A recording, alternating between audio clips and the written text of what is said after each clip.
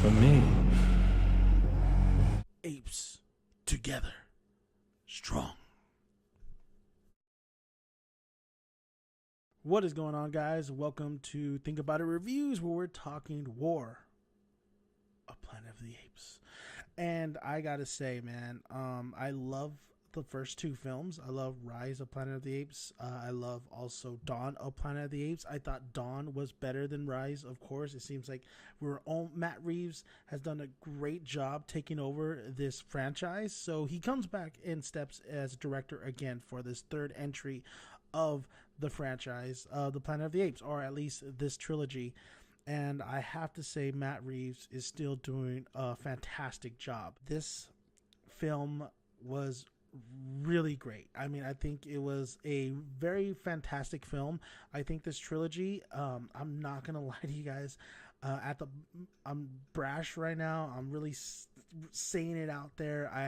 But I'm not gonna say that. I need to hold the brakes because I don't know if I like this trilogy more than I like the Dark Knight, Christopher Nolan's Dark Knight trilogy. I have to rewatch the Dark Knight, and I have to I've already rewatched a lot of the Planet of the Apes movies, so I have to rewatch the Dark Knight trilogy. But this trilogy is as good as you're gonna. Anything, if you had worries about it, this is one of the best trilogies to ever come into cinema. But there's still problems with this film. It's not necessarily not like crazy problems that really hurts the film. It's just little nitpicks here and there. Not necessarily nitpicks. There's some issues that I have with the film. But I have to say right off the bat that the CGI is still just as good as Dawn. There is some close-ups with the apes that really looks realistic, man. This looks so fantastic when it comes to the close-ups. When it's waist up, though, you could kind of tell that, okay, this is CGI characters. But what the beauty about this film is the characters themselves. Of course, Caesar is our main player, played by Andy Serkis, and I think he definitely deserves an Oscar. No shadow of doubt. The performance he puts in, even if it's CGI, but the things he has to do, the mannerisms he has to make, the facial expressions, and with the mocap, he absolutely deserves an Oscar. I will say, though, that the other two films, I feel like with Caesar, those are his best performances. He puts in another fantastic performance in here, but I felt like the other two were a little bit better. At least the other two films showcasing Caesar was a little bit better. He's such a great character. His pride, his rules, his ideals, like he is like the leader you always wanted. And his cast of characters as well, like Maurice and Rocket, like they have a hand to play, which I absolutely loved. I love that we still have these characters that are from previous movies, and I never thought Rocket was going to be such an important character since the first one, and bringing them in this movie, like it really just comes together so well. I will say there's another new ape played by Steve Zahn. His name is Bad Ape. He was fantastic. The two characters I really loved in this entry this time was Maurice and was Steve Zahn's ape, Bad Ape. You know, he was really kind of the missing puzzle piece, that because we lost Koba. We lost by Toby Kebbell's Koba, which was a fantastic villain, and we got Steve Zahn's playful Bad Ape, which I absolutely loved. And the ape looks like a version of Dopey from the Seven Dwarfs, which I really appreciated, because what I really appreciate is the eyes of these apes in this film, where just you really get lost in them. You really see the emotion. And there's a lot of emotional moments in this film, and Steve Zahn's ape really kind of just lightens it up just a little bit, because we don't want it too depressing. All right, Woody Harrelson, as much as I love Woody Harrelson and whatever he does, he was miscast in here. I believe he was miscast in this film. He just didn't have the big bad presence. Even Gary Oldman had a little bit more presence than Woody Harrelson. I think honestly, after I got done with theater, I thought, you know what, who had a presence, and I'm not saying this because he's Negan from The Walking Dead, but I really do think Jeffrey Dean Morgan would have played a great military kind of role in here, or at least it would have been nice to have a very older figure as the villain, like a really older person. But we got Woody Harrelson, and I just really felt like as he doesn't do horrible. It's just I really feel like he's just miscast. I really feel like that the tension that him and Caesar are supposed to have is not there. I think that's where the movie kind of halts, is those moments with him and Caesar, and it's kind of just like going through the motions at that point. That's where I felt watching this film. There was some great tension, especially the beginning of this movie. I absolutely loved.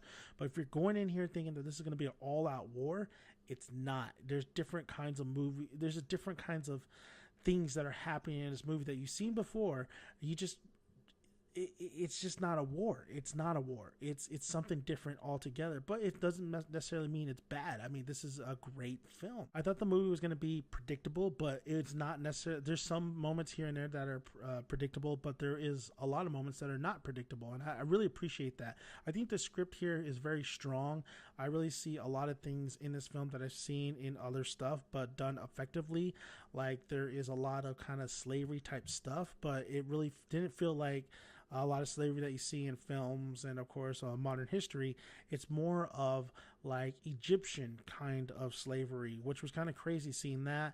And also seeing a lot, if you've seen the movie Castle, I believe it's called Castle, with Robert Redford and Giuliani, whatever his name is, the guy from Tony Soprano.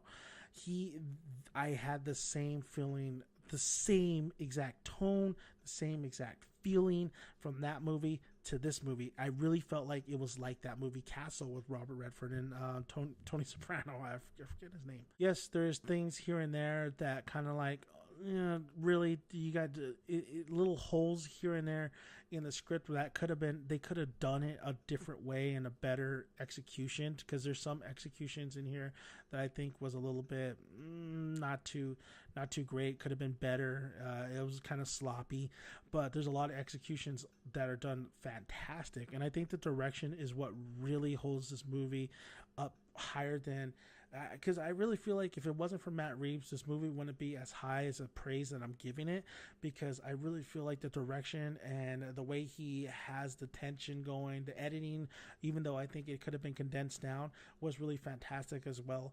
But a lot of these shots, a lot of the use of course, the talents of Andy as Caesar, and the use of these secondary characters, and Matt Reeves knowing what he wants to present to the audience and give you those feels, I think this is why the trilogy is so fantastic. You had one vision, and Matt Reeves took it and made it more emotional, made it more impactful, made you feel more, which I love. That's what I love about my movies. I really think the score, when it plays those emotional beats, it is very effective with a lot of these different scenes here and there. I will say also, the little girl wasn't, I feel like I get why she was there, but then I felt like she was kind of unnecessary, but there is a reason why she's there. I get it. I just felt like that wasn't executed as well as it should be. Personally, I love all these movies. I do think that Dawn is better than this film, because Dawn just has a more impactful villain, a more memorable villain. I just had the pacing was just better. It was quicker. There was a lot more things going on. The human aspect of that one and the apes aspect were in this one. What I really appreciated was a lot more of the apes and not too much of the humans involved in this film. That's what I really appreciate in this third time going around, because I seen that stuff. I want to see what Caesar and his apes are doing. But I really do think it's just a hair off from the second one. I think there's just a couple things that could have been improved to make it superior than the second film of the franchise, but or of the trilogy. But I really feel like this is another fantastic addition, and this trilogy later on down the road, 30 years down the line, I really feel like it's up there with one of the greatest trilogies of all time. If you love these movies, check it out. You're not going to be disappointed.